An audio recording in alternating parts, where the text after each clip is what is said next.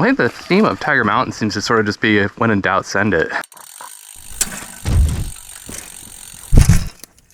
It's been a few years since the last time I talked about Tiger Mountain in a video, so I'm going to talk about Tiger Mountain. There is more to ride at Tiger Mountain than anyone can cover in just one day, so I'm going to just focus on one of the many, many different possibilities. We rode Masterlink, QuickLink, PowerLink, Crosshaul, Off the Grid, Not Off the Grid, and Atlas. This netted us a ride with 3,100 feet of climbing over approximately 14 miles. The parking lot fills up fast at Tiger Mountain, so make sure you get there early. If you don't get there early, you'll probably still find a parking spot eventually because with how busy this place is, there's almost always a spot opening up, so keep circling.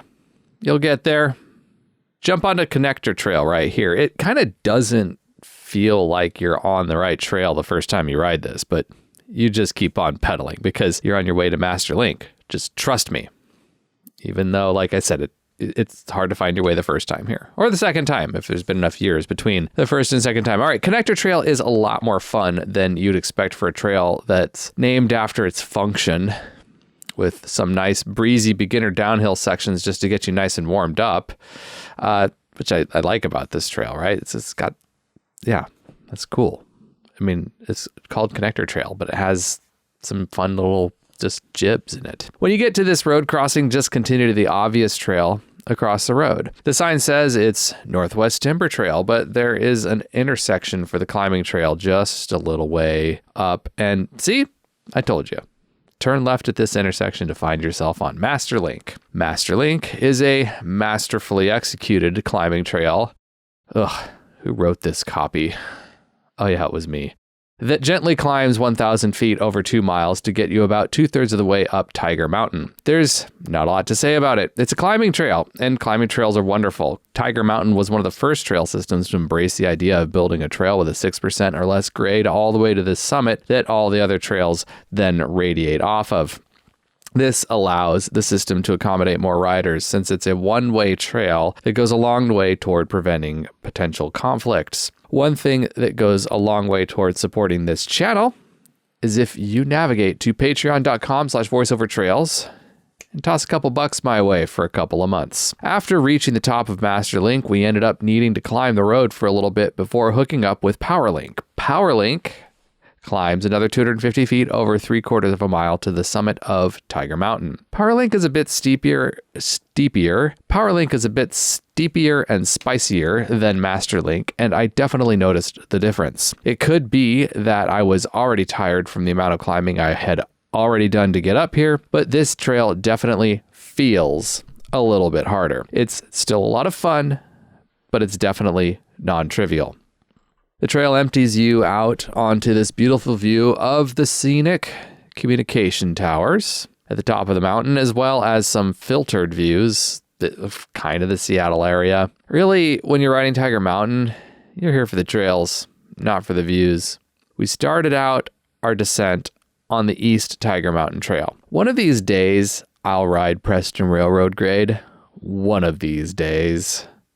But it's a 2.5-hour drive for me to get to Tiger Mountain from Vancouver, Washington, where I live. So if I'm going to ride here, it better be worth my time.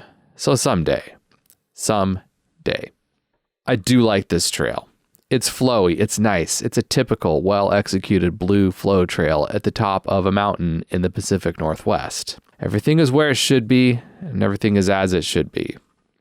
It's been a hot minute since the last time I rode it, so we decided to go ride Off the Grid. This was, after all, just a random Saturday in October we were taking advantage of to squeeze in some fall riding. I've actually improved quite a bit as a mountain biker since the last time I rode this, but as far as I can remember, nothing significant has changed. It's still a super fun trail that never really allows you to get complacent or comfortable, but in a good way. The better you are as a rider, the better you'll be at holding speed on the undulations of this trail. If you're too careful, this trail will punish you for your excessive circumspection. For the most part, it's on a circumspection. Seriously, who wrote this copy? For the most part, it's on a tight bench traversing a steep aspect. The most consequential thing this trail does is barely cling to the edge of the hill. It looks like kind of a maintenance nightmare, honestly. But hey, I don't live in Seattle, so that's not my problem. Potentially impractical maintenance demands notwithstanding, this trail is a lot of fun. I got a chance to ride Not Off the Grid when it was brand new,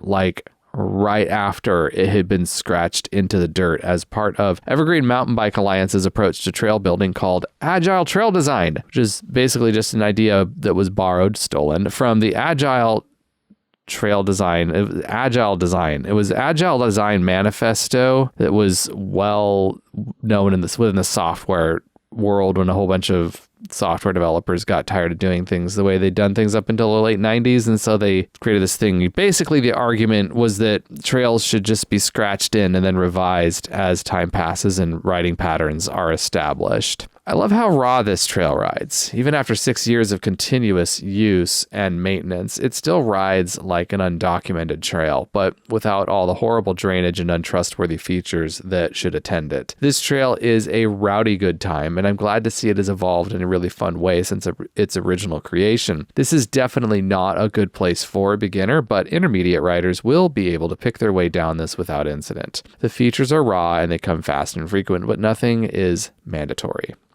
Following that little adventure, we proceeded to Cross Hall, which, as the name would suggest, is a trail whose primary purpose is to connect to other trails. Cross Hall is about a mile long and a couple hundred feet of climbing and a couple hundred feet of descent. It's an undulating green trail that connects one side of the mountain to the other side of the mountain, and it gets riders off of the road. It has its fun moments, and it is by no means boring, which is saying a lot for a trail that has such a utilitarian purpose. As utilitarian as anything you're doing on a mountain bike could possibly be. There are some hills and a few jibs off to the sides for you to use to impress your beginner friends as you show them around the mountain for the first time. Eventually, Cross Hall connects to Inside Passage, another blue trail that twists and turns and undulates. Think of it as a slightly tamer off the grid, but a bit more on the sustainable side. It's mostly downhill going this direction, but it still requires its fair share of pedaling and maneuvering to ride it with any class or coordination. It's fun, but it's not actually the trail you're here for.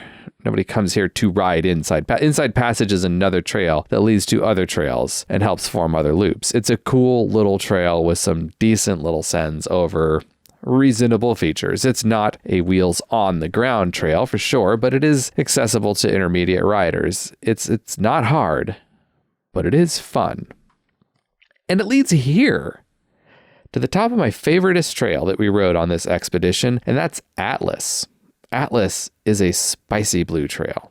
See, there's even a sticker that says spicy on the sign. So that's how you know it's a spicy blue. You also know it's a spicy blue. Dark blue is another one I've used. Like if a trail is like between blue and black, you kind of like call it a navy blue. Anyhow, it's spicy. I'm telling you, it's spicy. Okay, I'm telling you the truth. This starts as a bench trail, kind of like almost everything at Tiger. You notice Tiger Mountain is almost all bench trails, except like Predator. Predator is the one that's not like a bench trail, but a lot of these other ones are basically like wiggly bench trails. So if you're riding this trail and you're in doubt about a feature, the rules that apply to the rest of Tiger Mountain sort of apply here. And the answer is just to send it at full speed and don't overthink it. That's what you do. Just send it. No, seriously, you can trust the features on this trail. And I kind of messed up. The places that I got messed up or that I lost my flow were places where I was trying to get too careful. And then as soon as I cleared a feature that I was trying to be careful with, realized that there would have been something to catch me there. It would have been, it was fine. So you can just send it on this trail. When in doubt, send it. This is a very technical blue trail though. It is definitely more on the technical side of blue than on the flow side of blue. It's not a flow trail, but I sure was delighted riding this thing.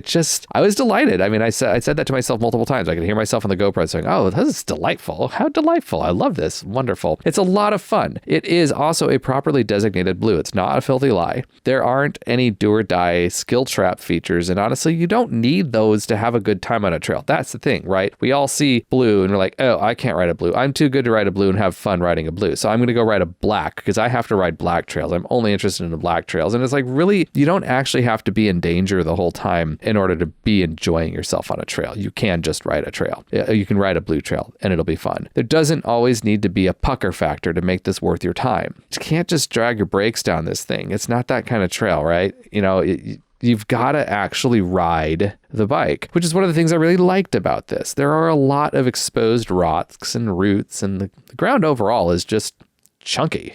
There's a lot of peanuts in this Snickers bar is what I'm saying, but there's no silly little features that get in the way, and everything is thoughtfully connected to whatever thing preceded it. I must say, Evergreen does some pretty dang nice work, now don't they? This trail is what would happen if CCDH, Canyon Creek Downhill, that's that dark navy blue trail over at Raging River, if Canyon Creek Downhill and Skyliner had a little trail baby, like a cute little trail baby, and that baby was like, you know, a really fun kid, like 13-year-old kid who was cool and just never grew up. That's what this trail would be. And honestly, riding this trail was probably the correctest decision I made on this trip. We were both just plain old delighted with our decision to ride this when we got to the bottom. We were, in fact, so delighted that rather than go ride a different part of the mountain like we could have, we just did a second lap on Atlas.